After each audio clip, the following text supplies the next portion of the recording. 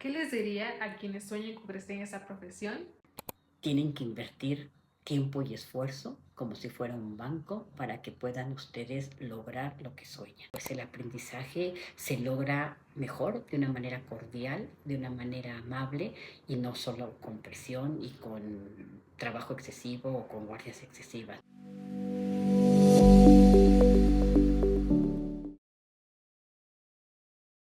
Hola a todos, el día de hoy tengo el privilegio de estar con la doctora María del Rosario Velasco Levín.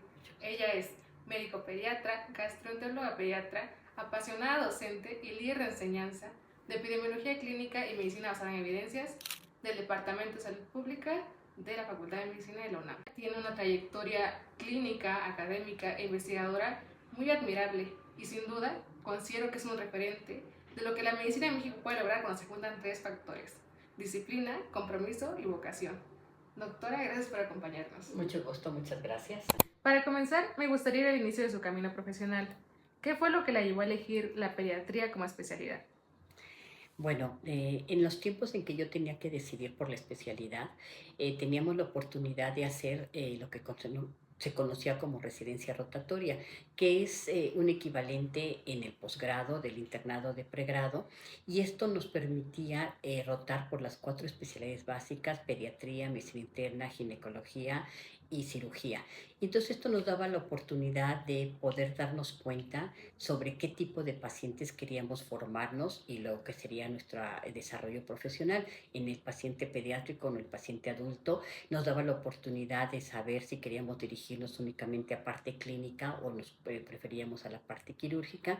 Y en esas rotaciones yo me di cuenta que realmente el poder trabajar con niñas y niños de diferentes edades para mí era muy gratificante. Para mí era agradable poder interrelacionar con los familiares y tratar de que en conjunto pudiéramos restablecer la salud del niño. Y además me di cuenta que la pediatría no únicamente es curar a un enfermo, sino también cuidar la salud del niño. Y es por eso que me decidí, porque el paciente pediátrico fue lo que sentí que podía cumplir con la vocación que me llevó a estudiar medicina. ¿Usted cómo definiría la pediatría? La pediatría es la rama de la medicina que se encarga del cuidado de la salud y del proceso de la enfermedad en los pacientes que son pediátricos, que lo consideramos desde el recién nacido hasta los 18 o 21 años, de acuerdo a los diferentes sistemas de salud. La pediatría se encarga no solo de restablecer o de establecer un diagnóstico y llegar a un tratamiento, sino también de cuidar que el paciente pueda mantenerse sano el mayor tiempo posible. Por lo tanto, los pediatras tenemos la responsabilidad de hacer actividades de promoción de la salud, de prevención de la enfermedad, y ya si el paciente se enferma, pues hacer un diagnóstico oportuno y un tratamiento efectivo. Y en base a su experiencia, ¿cuáles considera que son las labores esenciales que un pediatra realiza en su día a día? Las actividades que un pediatra realiza va a depender del sitio en donde labora, ¿no?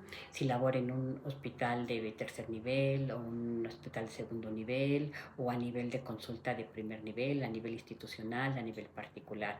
En mi experiencia, pues yo estuve trabajando en un hospital de tercer nivel durante mucho tiempo, que fue el mismo donde que me formé, y ahí pues nuestro día a día era manejo hospitalario y manejo de consulta externa, en su mayoría pacientes con enfermedades graves y con enfermedades crónicas, pero no todo el paciente pediátrico tiene este tipo de enfermedades. En segundo nivel se ven enfermedades agudas, en primer nivel se ve a nivel de consulta externa el manejo del cuidado de la salud de los niños, las niñas, los adolescentes. A nivel de la consulta privada de pediatría, pues lo que nos enfrentamos es acompañar a los padres, dar consejería para que la alimentación del niño sea la adecuada, para que el manejo en su vigilancia de la adquisición de actividades de capacidades psicomotrices sea la adecuada, para cumplir con los esquemas de inmunización y para saber que lo que el niño, la niña, el adolescente tiene que hacer, lo puede hacer de la mejor manera. Vale, doctora, cuéntenos, ¿qué la motivó a dedicarse a la gastroenterología pediátrica? Yo tuve la oportunidad de conseguir trabajar en el servicio de gastroenterología pediátrica del Hospital Centro Médico La Raza y ahí pues me agradó la especialidad, me agradó lo que podíamos ofrecer al paciente pediátrico, lo que podíamos hacer como investigación y como docencia. Y entonces estuve formándome como gastroenteróloga pediatra y logré la certificación en gastroenterología pediátrica, que en ese tiempo era el equivalente a las subespecialidades pediátricas. Tuve esa fortuna. Ok, doctora, y formarse como pediatra no debe ser sencillo. ¿Podría comentarnos un reto que recuerde mucho durante este camino y justo en momentos de dificultad como el que mencionará? ¿Qué fue lo que le dio la fuerza para seguir adelante? Bueno, pues sí tenemos que aceptar que formarse como médico y formarse como especialista, pues exige tiempo, exige esfuerzo y a veces los ambientes son difíciles. Yo creo que uno de los principales retos pues es pasar de la medicina general a poderse formarse como pediatra. Sí, ya platiqué cómo decidí pediatría y pues sí, los ambientes que antiguamente, espero que ya hayan cambiado, se formaban alrededor de las especialidades médicas, eran ambientes a veces difíciles, a veces de mucha jerarquía, de mucha presión, pero yo creo que siempre conservando en uno el sueño que quiere hacer como ejercicio profesional o como desarrollo profesional posteriormente, pues es uno de los pilares que los mantienen. Y yo sí tuve algunas dificultades en cuanto a jerarquías y tratos, pero nada que no pudiera ser manejable, nada que no pudiera en un momento decir, nadie me va a quitar el sueño, yo voy a seguir, yo voy a poder. Y creo que es algo que tenemos que tener en mente, ¿no? Nadie tiene derecho a romper nuestros sueños, nadie tiene derecho a ofendernos, a violentarnos. Y si es eso, pues hay que denunciarlo, hay que procurar que estos ambientes cambien y pues el aprendizaje se logra mejor, de una manera cordial, de una manera amable y no solo con presión y con trabajo excesivo o con guardias excesivas, ¿no? Creo que afortunadamente se está cambiando en esos aspectos que sí predominaban anteriormente. Usted también se ha involucrado en la docencia. ¿Nos podría comentar qué la llevó a involucrarse en ella y en cuáles asignaturas ha participado? Sí, con gusto. Bueno, la docencia forma parte del médico en formación y del médico ya que está en su ejercicio profesional, tanto a nivel hospitalario como a nivel de consultas. Yo tuve la oportunidad después de la especialidad y de certificarme en la subespecialidad de gastroenterología pediátrica, hacer una maestría que involucraba la investigación clínica. Entonces, en todo ese tiempo siempre estuve cerca de la docencia, ya sea como alumna o bien como participaba en la formación de los médicos pediatras, de los estudiantes de medicina, de los residentes de gastroenterología pediátrica y tuve la oportunidad por la maestría que formé de que se me ofreció dar desde hace mucho tiempo la asignatura que en ese tiempo se llamaba Salud Pública 3 y que actualmente se ha ido transformando, desarrollando y es la asignatura de Epidemiología Clínica y Medicina Basada en Evidencias, que es una asignatura que le permite al médico en formación poder entender la investigación, poder leer la literatura médica y si le interesa poderse formar o tener las bases para formarse como un investigador. También he tenido oportunidad de impartir la asignatura de Integración Básico Clínica 1, que es muy interesante porque en los estudiantes, las estudiantes que inician en el primer año de la carrera, se les empieza a abrir el panorama de lo que es la clínica, de lo que es el proceso salud y enfermedad, y se les enseña cómo acercarse a un paciente, cómo explorarlo y he tenido esa oportunidad. También he tenido la oportunidad de participar en un grupo de lactancia materna en el Departamento de Salud Pública y nuestra función principal, además de hacer alguna investigación educativa, también impartimos talleres de lactancia materna para que despertar en los estudiantes, las estudiantes, la importancia de hacer promoción de la lactancia materna como una actividad clave que deja beneficios a los pacientes pediátricos y a las mamás para el momento que están dando lactancia, pero también para toda la vida. Claro. Usted también ha trabajado en investigación clínica. A su consideración, ¿Qué valor tiene la investigación clínica y cómo contribuye a la formación del médico? Bueno, eh, tenemos que partir de que el conocimiento médico evoluciona. El conocimiento y médico tiene mucho que ver con lo que podemos ofrecer a los pacientes y tenemos siempre que buscar eh, la mejor evidencia que puede existir en el diagnóstico, en el tratamiento, en la prevención, en la promoción. Y esto se logra pues a través de la investigación en seres humanos y por eso le llamamos investigación clínica. Entonces, yo creo que es muy importante para los médicos en formación que entiendan cuáles son las bases de la investigación clínica, de que entiendan qué es lo que proporciona, que serían las mejores evidencias para poder de ahí partir a las mejores recomendaciones en el cuidado del paciente.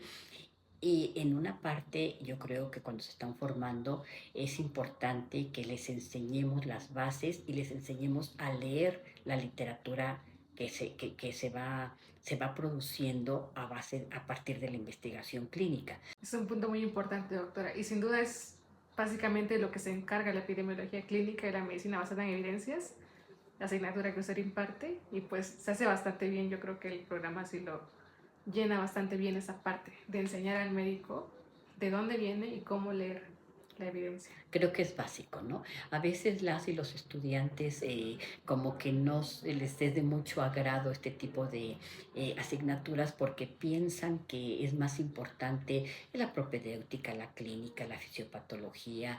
Y sí, por supuesto que es importante, pero siempre recordar que todas estas especialidades tienen que guiarse por las mejores evidencias y que las mejores evidencias van a ser producto de la investigación clínica, ¿no? Entonces tenemos que haber personas que se hagan investigación clínica, pero todos los médicos y médicas tienen que saber leer la investigación clínica para poderla aplicar.